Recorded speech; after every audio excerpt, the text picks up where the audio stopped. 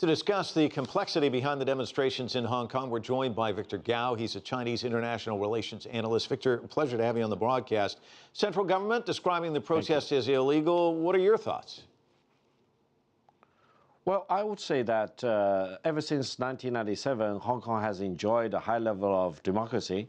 People in Hong Kong have the right of freedom of speech, the right to protest and demonstrate. However, when they exercise such rights, they need to do so by abiding by the law rather than violating the law. I would say for the occupying central movement, they are doing so in disregard of the law, and they disregard the police warning, for example. Therefore, I think the Hong Kong government as well as the central government have justification to characterize such activities as illegal demonstrations. And I would urge those people in Hong Kong to abide by the law and use legal means to express their political views rather than creating such chaos and instability in Hong Kong, which sabotage the legitimate interests of other people in Hong Kong who want to get along with their life in a normal way and send their kids to school and go to work. So it is time to normalize the situation rather continue to occupy Central in such an illegal manner.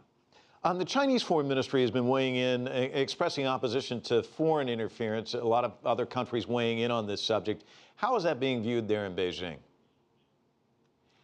Well, I would say if you compare whatever that's happening in Hong Kong, the street occupation, etc., with major rioting events that we have witnessed over the years in London, in Paris, or most recently in a city in the United States, they are still minor. I think more or less it's still peaceful.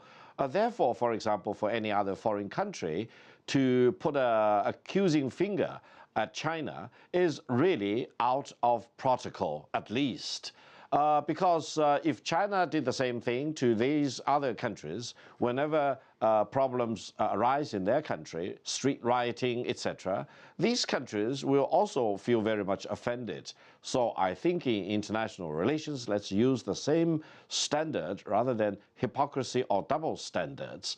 Hong Kong is part of China, and that's universally acknowledged in the world.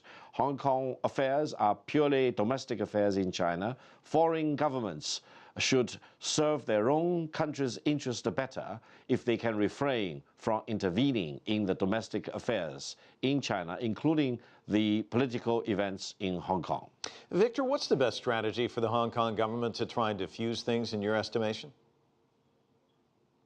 Well, first of all, I don't think, the situation is bound for an ultimate showdown or a disaster, mainly because I have confidence in the people in Hong Kong as well as in the government in Hong Kong. People in Hong Kong are sophisticated. They are very pragmatic and realistic.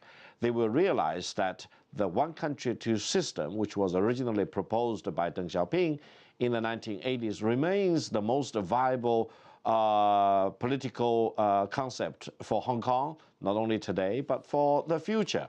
Therefore, I think when they advocate whatever political objectives, they need to do so by acknowledging the fact that Hong Kong is part of China.